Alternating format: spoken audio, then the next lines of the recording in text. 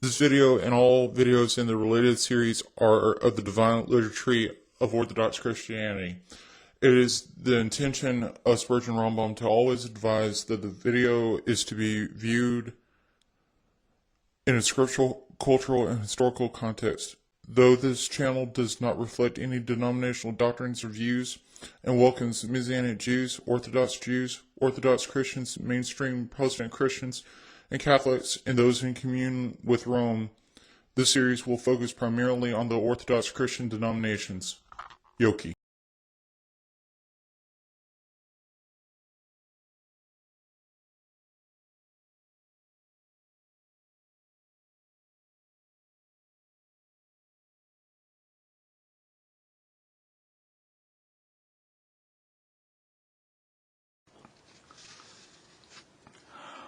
On the morning of the third day of Shavuot 6th, the 1.5 to 3.5 million Israelites witnessed a thick cloud envelop the area.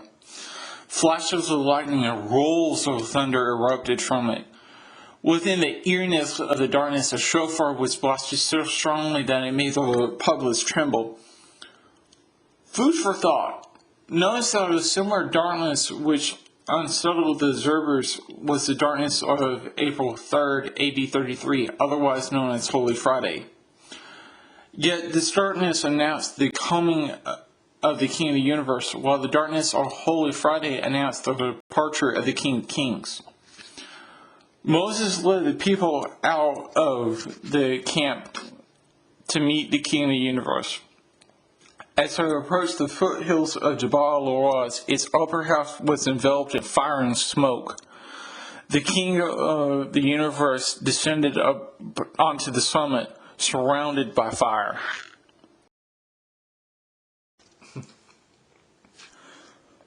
As he descended, enthroned upon the summit, the whole mountain shook violently. According to rabbinical sources, 22,000 angels accompanied him. Per the Midrash, 5,500 angels under Gabriel became guardians of the tribes of Judah, Issachar, and Zebulun. 5,500 angels under Michael became guardians over the tribes of Reuben, Simeon, and Gad. 5,500 angels under Raphael became guardians over the tribes of Ephraim, Manasseh, and Benjamin. And 5,500 angels under Uriel became guardians over the tribes of Dan, Asher, and Naphtali. The Midrash goes on to state that the 22,000 angels were accompanied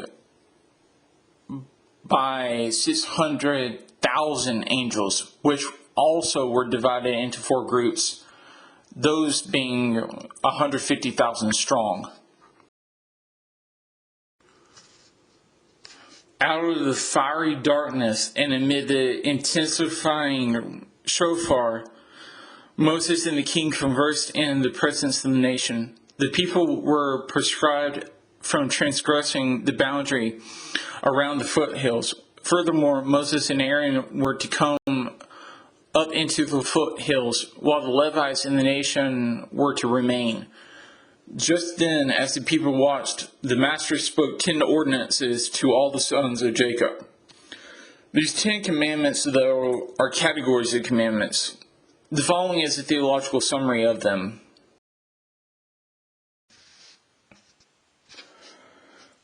When one reads the first of the 10 categories, he will see that it pertains to man's relation to him and worship of him. Recalling to mind, the Eternal One states that he was the one who brought Israel out of the slavery of the land of Egypt. This should not be ignored, as it was prophesied to Abraham in Genesis 15 verses 12 through 16. Not only does Adonai want the Hebrews and their descendants to remember the Exodus with Passover, but he wants them to worship him and him alone. They are not even to conceive that there are any other deities besides him. In the second category of commandments, Adonai told them to not make carved images and visual representations of heavenly, terrestrial, or marine beings for themselves. Regarding worship itself, these are not to be incensed before. There is to be no incensing before these images. The Messianic Jew and Christian, per Leviticus 26:1, are not to bow before a smooth stone. Expounding on this, per Exodus 20 verse 3 and Deuteronomy 6 verses 4 through 5, as well as 28 verse 9, the Jew and Christian are not to even entertain the idea of idols and to acknowledge that He is one.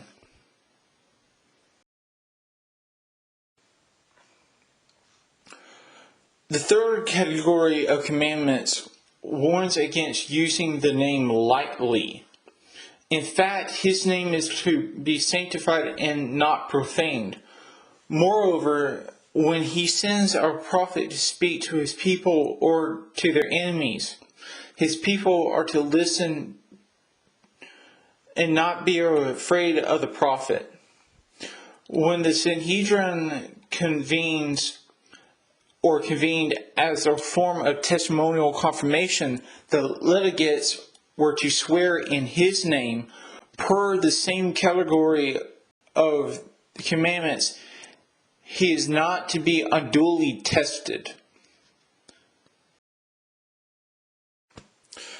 Just as His name is to be sanctified, the fourth category of commandments relates to the sanctification of Shabbat, the seventh day of the week. No labor is to be done on this day, whereas the first 6 days are reserved for work.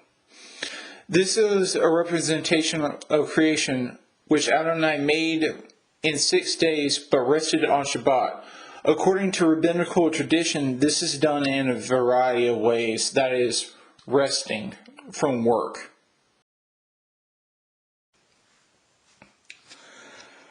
As life is in the blood, and every life is His, the sixth category of commandments bans the intentional spilling of it.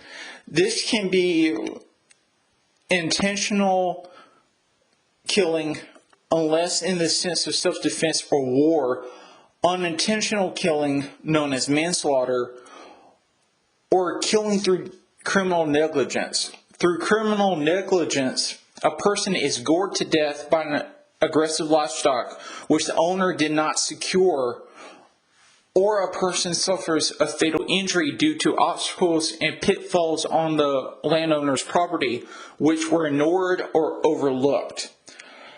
A rabbinical set of extensions of this commandment are giving harmful advice, not erecting a pretty much a railing around one's roof, and neglecting a neighbor's loading or unloading of a beast, which the beast can no longer carry its load. In other words, helping your neighbor out, or not helping your neighbor out when unloading a beast of burden. A modern application would be ignoring your neighbor when he or she is unloading something that's too heavy for them to unload by themselves.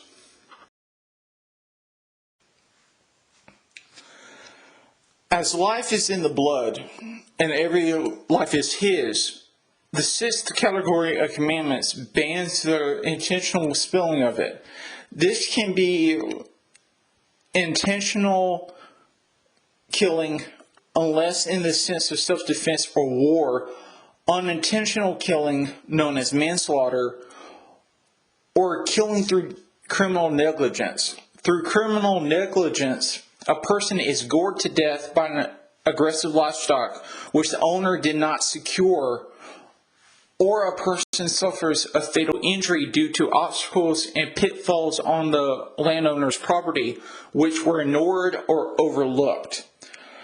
A rabbinical set of extensions of this commandment are giving harmful advice, not erecting a parapet or pretty much a railing around one's roof, and neglecting a neighbor's loading or unloading of a beast, which the beast can no longer carry its load. In other words, helping your neighbor out or not helping your neighbor out when unloading a beast of burden. A modern application would be ignoring your neighbor when he or she is unloading something that's too heavy for them to unload by themselves.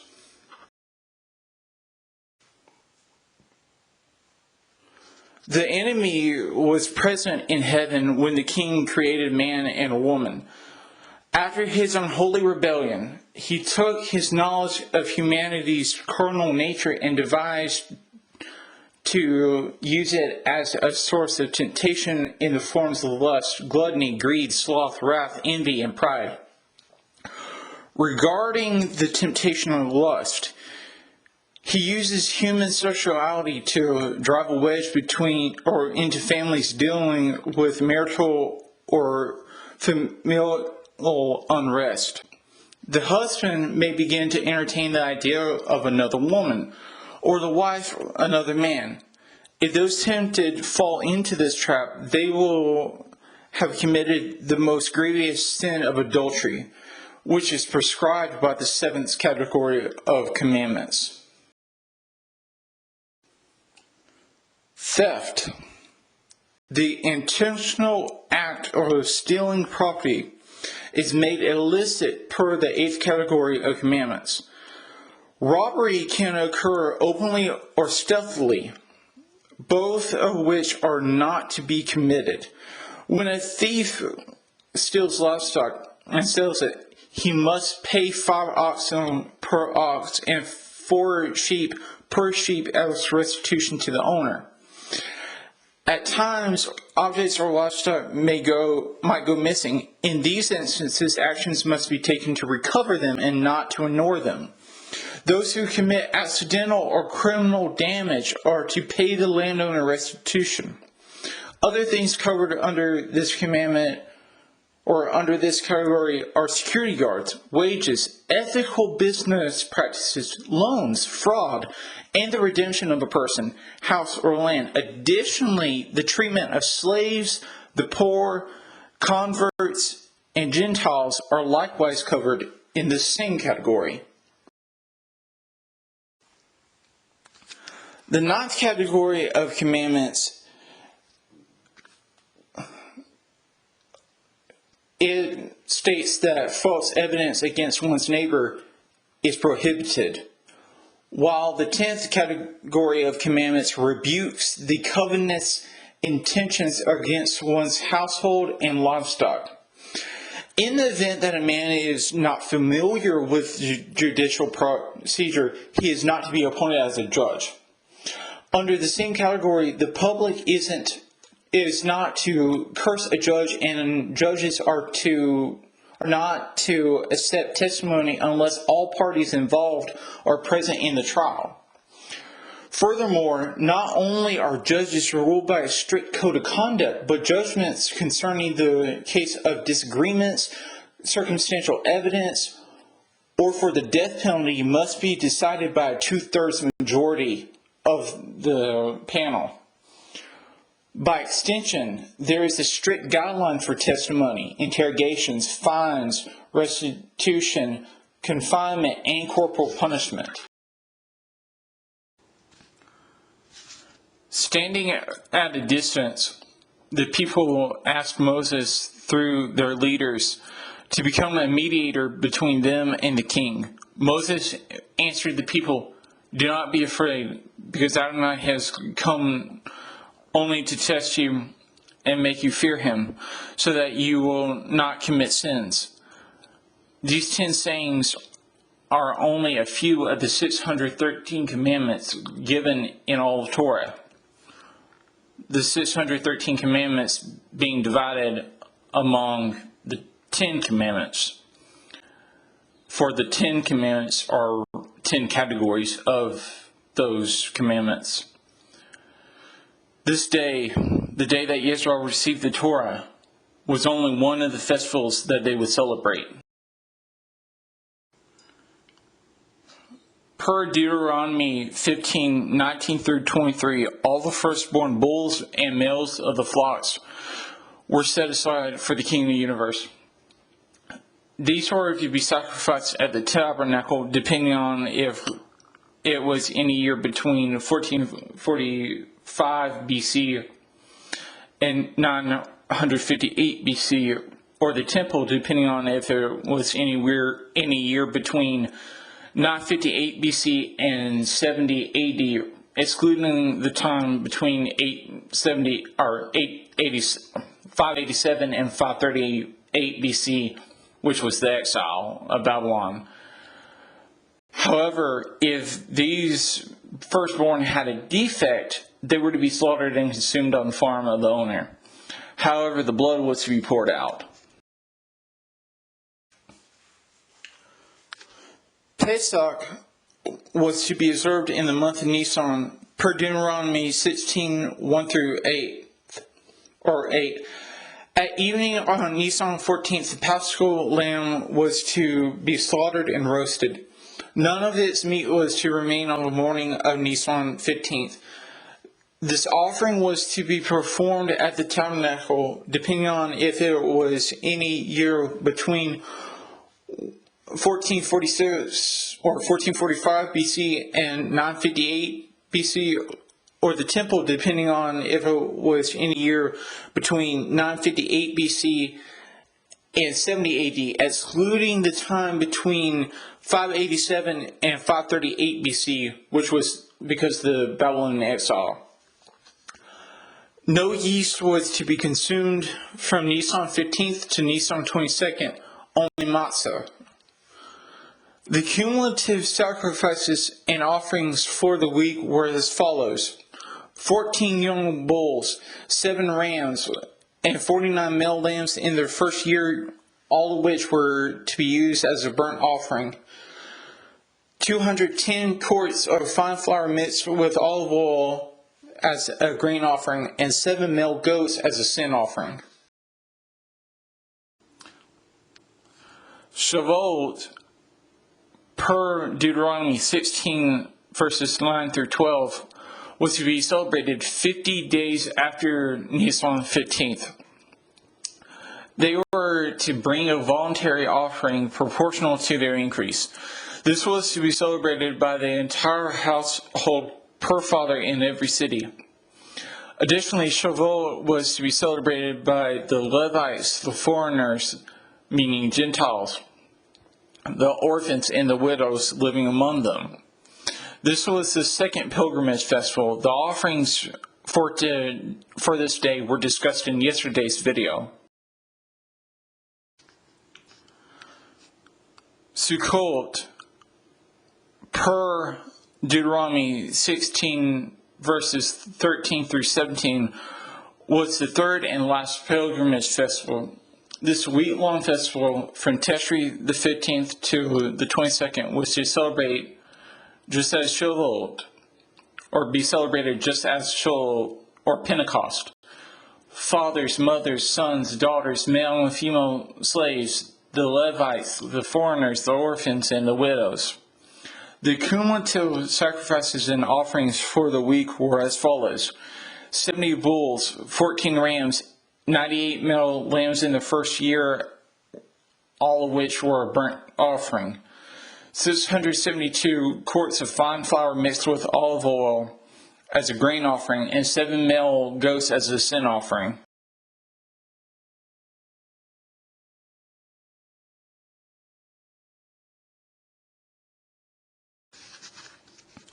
Habakkuk wrote that Adonai is in his holy temple. Let all the earth be silent before him. Habakkuk 2:20. The Hebrew form of Habakkuk 3:1 is rendered typically in English as a prayer of Habakkuk the prophet on Shlogonoth. However, there are issues with this translation. Tefillah, which is commonly translated as prayer, does not mean this at all. It means a laborious love awakening a desire to unite with the King of the universe. The Christian concept of prayer is better translated as bakasha or sivak within Judaism. Shekanoth is translated typically as an erratic rhythm by which this tefillah was to be chanted. However, the root word of Shekanoth is the Hebrew term shagah. This term means to go straight or to err. If Shekanoth was an erratic rhythm, it would be an accurate description, as an erratic rhythm has gone astray from the normal melodious rhythms of most tefillot.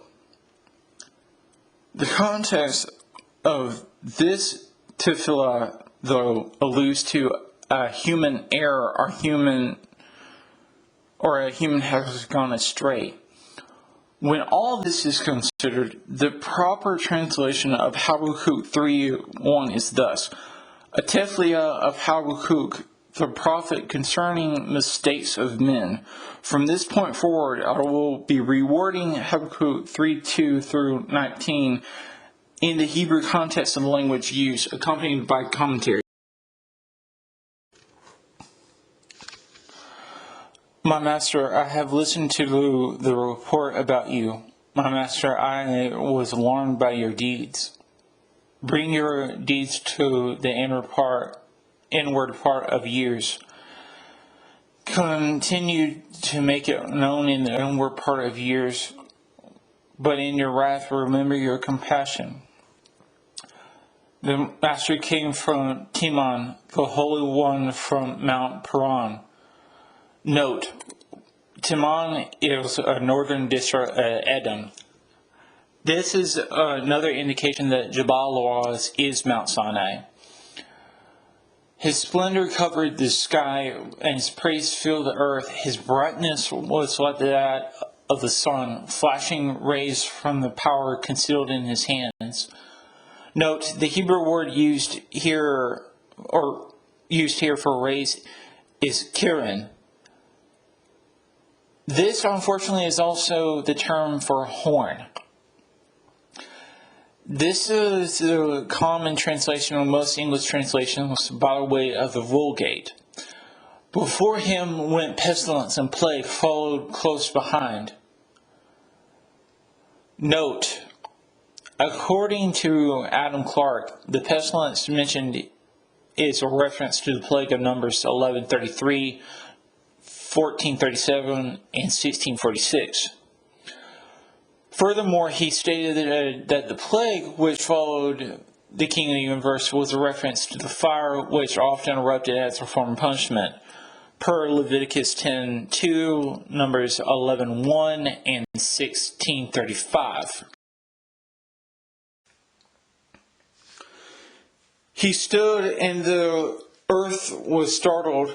He looked, and the nations trembled. The eternal mountains bowed down. The ancient hills are his. Note, most English translations will add the phrase "and measured," a practice started with Jerome in his Vulgate. I saw trouble in the tents of Cushan, and the tent hangings shaking in the land of Midian. Note, Cushan is either a reference to Arabian Kush or to Cushan Rishathama. My master, have the rivers enraged you to where your anger burned against them? Was your anger against the sea? Is that why you rode your horses, your chariots of salvation? Note, per Clarke's commentary, this is a poetic allusion of the way the King of the Universe led Israel through the Gulf of Aqaba. You exposed your bow and swore over your tribes. You cleaved the earth with rivers.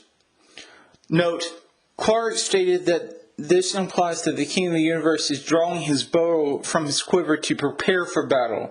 He also stated that the phrase concerning rivers is a reference to Numbers 21, verses 13 through 15. The mountains saw you and trembled. A flood of water passed by. The deep thunders forth. It raised high waves.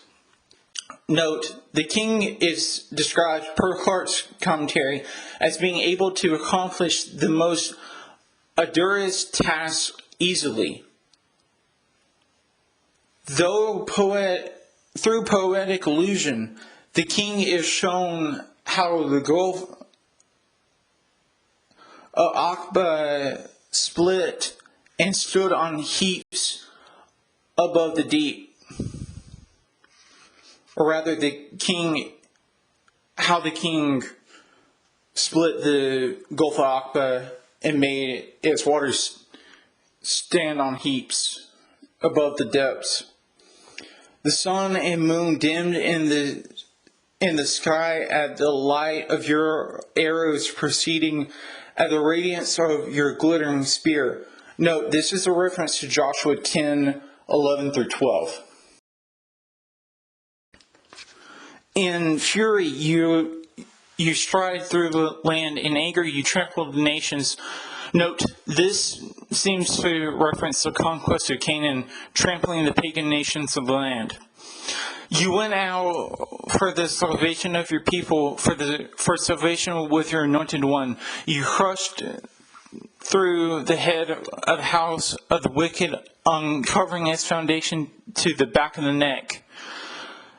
Note, this was a marvel at his deliverance of his people through the anointed vessel of Moses, and by the judgment he poured out upon Egypt on Nisan 15th, 1446 BC. You pierced the head of their warriors with their own rods. You were rejoicing at the prospect of devouring the poor in secret. Note, per Clark's commentary, this is a reference for the death of a majority of Pharaoh's armies when they drowned in the Gulf of Aqaba while pursuing the Israelites. You tread through the sea with your horses through the mighty waters. Note, this is a reference to Exodus 14:19 and 20. When I heard, my body trembled. My lips quivered at the sound. Weakness came into my limbs. My legs gave way beneath me. I wait quietly the day of trouble, when he arises to attack the people who are our assailants. Note, after reflecting on the wondrous and miraculous revelations which manifested for their forefathers, the prophet returns to his grief at the present state of his countrymen.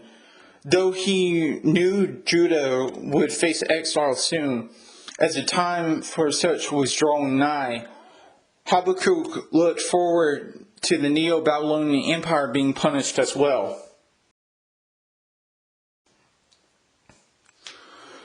For even if the fig tree does not blossom, and no fruit is on the vines, even if the olive tree fails to produce, and the fields yield no food at all, even if the sheep vanish from the sheep pen, and there are no cows in the stalls, still I will rejoice in Adonai. I will take joy in the God of my salvation. Note, the prophet will rejoice even when everything around him is falling apart. The kingdom is falling to exile. The people become deprived and persecuted. Thus captures the attitude with which the king's people, both Israel and the church, should have when suffering. Elohim Adonai is my strength. He sets my feet as a deer and enables me to walk over my high places. For the lead musician with my stringed instruments.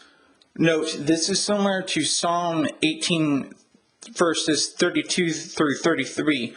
The statement about walking on the high places is seemingly a reference to the future restoration of the people to the land. though it will only be a province of the Persian Empire.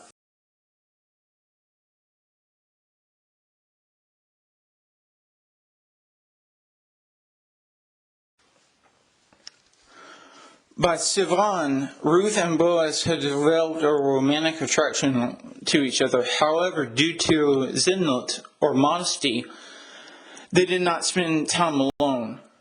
By that time, Naomi began to plan, as she recognized that Boaz was a Goel. To fulfill this, she became a Shavuot for her daughter-in-law. She knew that Ruth would be better off if she was married. Note, Shavuot is a woman who serves as a matchmaker between a Jewish man and a Jewish woman. The practice derives from Abraham's servant being a matchmaker for Isaac. Upon recalling that a particular day was when Boaz and his workers would be winnowing the barley crop, she advised Ruth to bathe, anoint herself with perfume, and put on her good clothes and go down to the threshing floor near dusk. After spending the morning removing the chaff, Boaz and his workers began to celebrate the harvest while being armed due to thieves. In the bushes watching the party was Ruth, dressed in her best clothes and wearing perfume. Arising from the feast and armed, Boaz stumbled to his sleeping mat. After sunset, Ruth avoided all the armed men sprawled across the threshing floor and went to the place where she saw Boaz lay down. She carefully uncovered his feet and lay down. However, again due to zinut, or modesty, she lay down at a distance but still near to him. At around the time when the moon reached its zenith, Boaz woke and sensed someone nearby. Turning and looking towards his feet, he saw a form laying at his feet in total submission, which initially startled him. Upon asking, "Who are you?" he heard that all too familiar and sweet voice of Ruth saying, "I am your handmaid Ruth. Spread your robe over your handmaiden, because you are a redeeming kinsman." He was not only pleased to have woken up to seeing this beautiful woman, but also most likely quietly laughed. This is due to the fact that when he met her that first day, he had said, "Kanafa," or his wings. Now Ruth is saying, "Orpasta kana thaka," or spread the corner of your robe, which is a pun on the words corner and wing being similar concept. In Moab, marriage was considered simply as a man claiming a woman as his wife and living with each other. She might have thought it was a simple thing for him to claim her. Boaz, being a just man, planned on marrying her, as he was the Goel. However, he was aware of another Goel who was closer to Ruth's age. He told her that she could sleep there at his feet when there was enough light so that one could recognize a casual acquaintance from the distance of 6 feet. Boaz told Ruth no one should know that the woman came to the threshing floor. "Bring the shawl you are wearing and take hold of it." As she held it, he put roughly 44 pounds of barley into it while saying, "You should not return to your mother-in-law with nothing." Afterwards, they separated. He went to some of the elders and the younger Goel, while Ruth returned home to Naomi. Hearing the door open, Naomi called out to see if it was Ruth that had entered the house. In the next few moments, Ruth explained everything that had happened in the cool of the night. Naomi replied, "My daughter, just stay where you are until you learn how the matter comes out, for the man will not rest unless he resolves the matter today." Boaz summoned 10 of the 23 elders to the city gate, or to the town's gate, soon after sunrise. In court, there are only a minimum of 2 needed witnesses. Boaz wanted there to be more than enough witnesses to testify if they were needed in the house of judgment, now known as a rabbinical court. When the unnamed Goel passed by, Boaz called out to him and invited him to sit down across from him. Leviticus 25 verses 23 through 28 states that land is to be sold with a clause for redeeming the property. This clause was threefold. In the scenario that a man had become poor and sold some of his land, his next of kin could buy that property so it stayed in the family. If the seller became rich enough to redeem it himself after having sold it, he was to calculate the number of years the land was sold for, refund the access to its buyer, and return to his property. If the seller lacked sufficient means to get it back for himself, the buyer would return the land, or would retain the land until the year of Yobel, or Jubilee. Boaz looked at the Goel and said, "The parcel of land which used to belong to our relative Elimelech is being offered for sale by Naomi, who has returned from the plain of Moab." Note, this means that Boaz serves as a solicitor for Naomi. I thought I should tell you about it and say, buy it in the presence of the people sitting here and in the presence of the leaders of my people. If you want to redeem it, redeem it. But if it was not to be redeemed, then tell me, so that I can know, because there is no one else in line to redeem it, and I'm after you. Note, this was per Leviticus 25:23 through 28, as stated previously.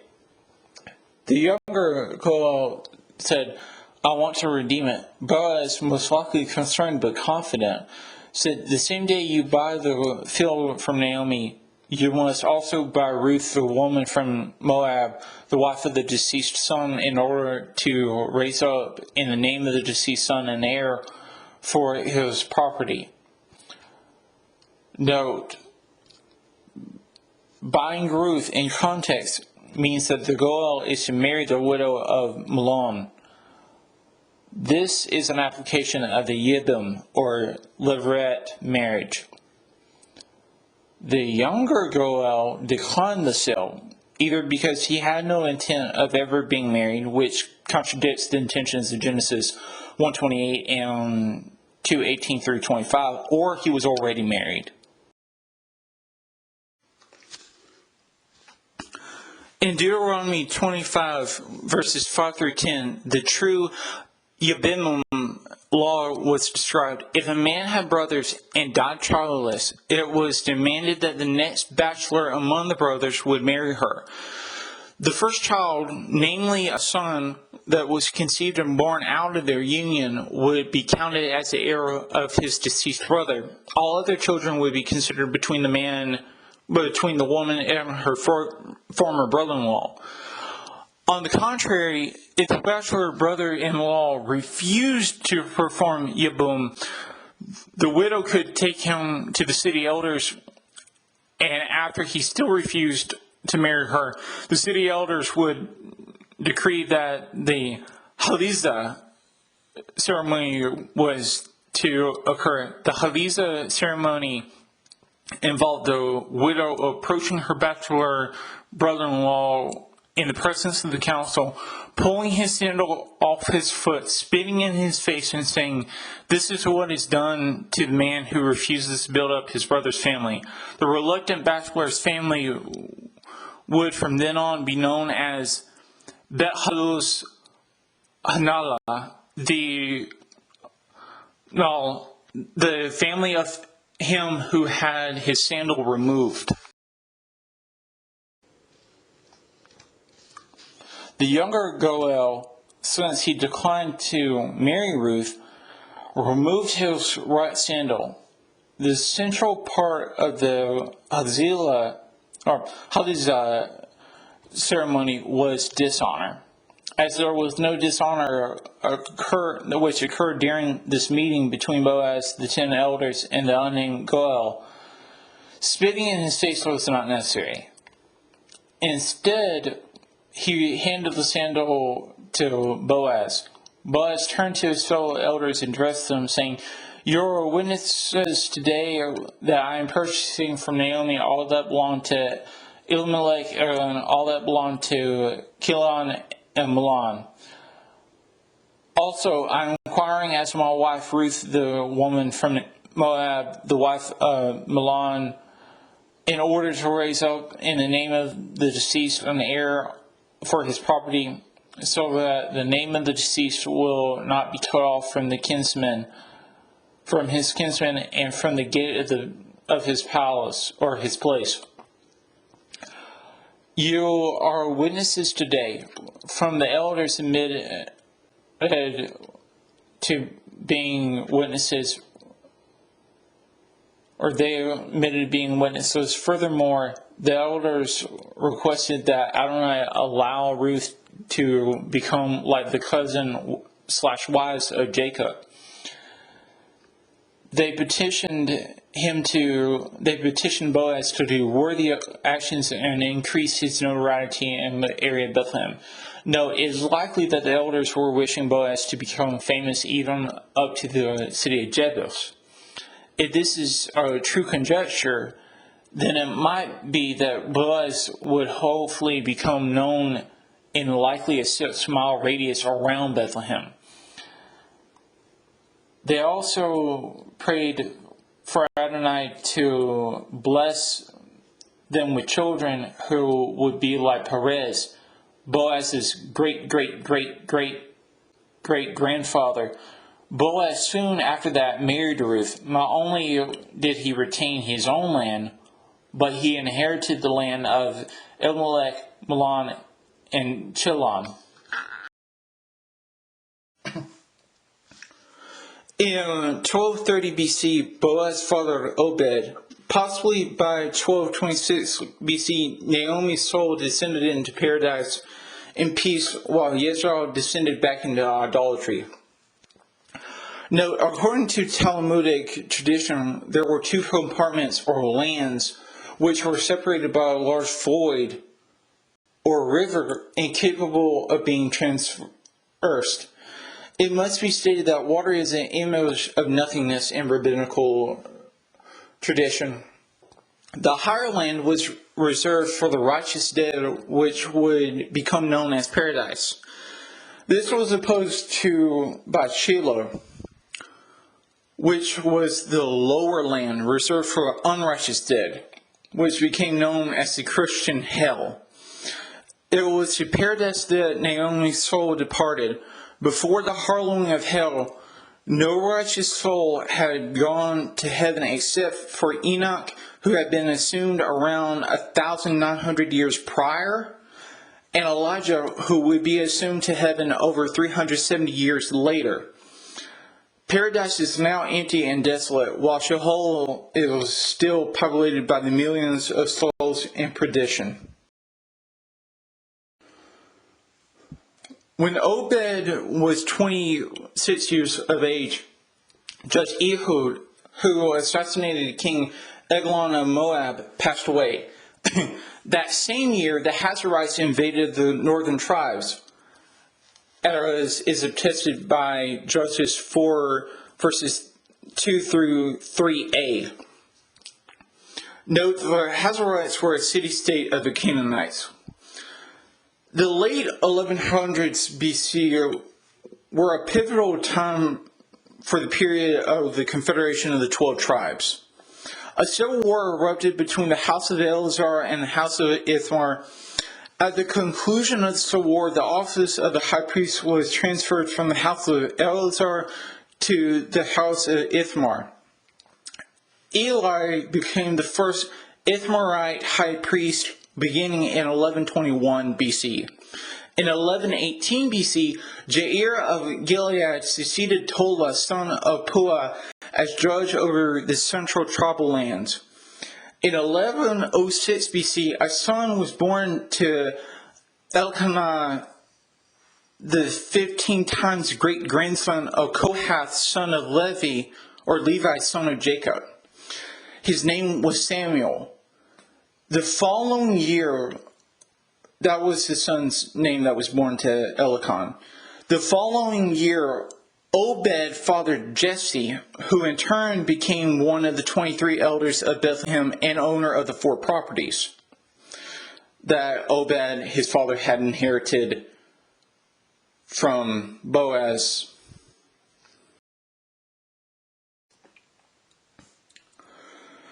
In 1048 BC, which was the 3rd year of King Saul's reign, as he began reigning in 1050 BC, Jesse, son of Obed of Bethlehem, fathered his firstborn son named Eliab. Over the next 3 years, he fathered a son a year. Abinadab in 1047, Shema in 1046 BC, and Nethanel in 1045. In 1042 BC, he fathered possibly twins or half-brothers, Radai and Ozem. Possibly the following year there was a 7th son born to him. On Sivan 4th, 1040 BC, Jesse fathered an 8th son. When this 8th son was 15, he became a national hero.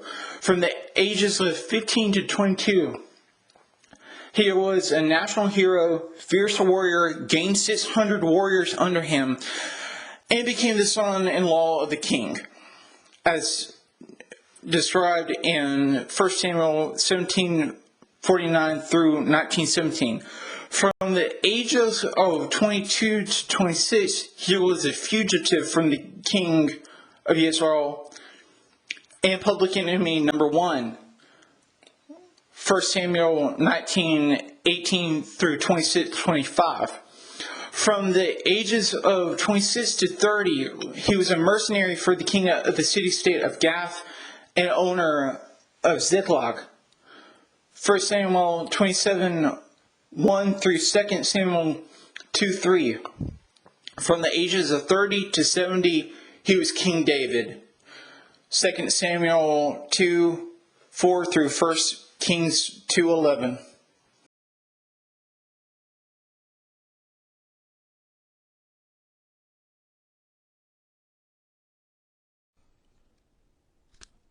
On Shavuot, May 24th, AD 33, the 120 men and an unknown amount of women are talking and praying in an upper room.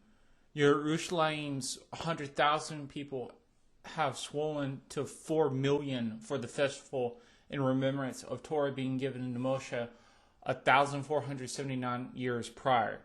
Suddenly, a gale force wind blows and fireballs appear above the heads of those that are in the room.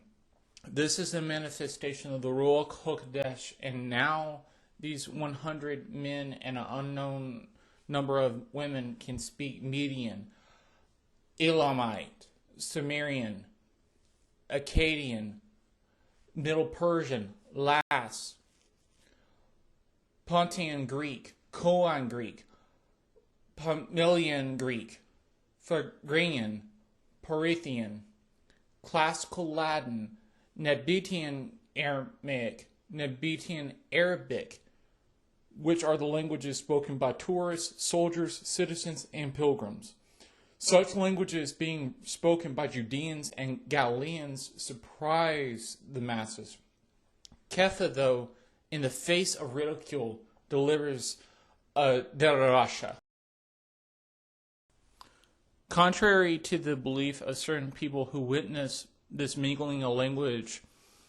These 120 men and unknown amount of women are not drunk. Quoting Yoel 3:1-5, Kepha recalls that the king promised to pour out his spirit on all humanity, in which sons and daughters will prophesy, old men will dream dreams, young men will see visions. Furthermore, manifestations of blood, fire, and smoke will appear upon the earth and in the sky, while the sun will turn dark and the moon will turn to blood before the great and terrible day of Adonai. Before that day, anyone who would call upon the name and join the remnant of the survivors in Mount Zion or Jerusalem will be saved. He then expounds upon Yeshua, who demonstrated the king's powerful works and worked through him. He continues with retelling the arrest and death of Yeshua according to Adonai's will through the assistance of pagans and Judean leaders. Furthermore, the resurrection is tied to Tehillim 16 verses 8-11, in which David, through imagery and allegory, foreshadowed that Yeshua would submit to his Father's will and would rejoice in his suffering that would yield to safety from Sheol, or the place of the dead, a reprieve from Abaddon, and a place at the king's right hand, lighting the path which leads to an endless, joyful life and not to death. Naming Melech David as a Nebi, or prophet, he recalls the promise of an eternal dynasty and connects it to the resurrection of Hamashiach, who was not abandoned in Sheol. Kepha boldly states that he has been exalted, as Tehillim or Psalm 110 verse 1 states, to the right hand of Adonai, has received from the Father what he promised, namely the Ruach Hakodesh, and has poured out this gift, which these witnesses are both seeing and hearing. With fiery conviction, Kepha boldly proclaims that Yeshua, who had been executed, is not only Hamashiach, but also Master and Melech Hamashiach, or King Messiah. At this, the Judeans and pilgrims become ashamed. Kepha compels them to perform teshuvah, or to return, repentance, and be immersed on the authority of Yeshua HaMashiach, upon which they, their children, and all who are called can receive the Ruach Hakodesh. Soon, 3,000 men and women are immersed in the mikvot of the city. This means that the 100 men immersed 25 men and women each. The church is now 3,120 men and women.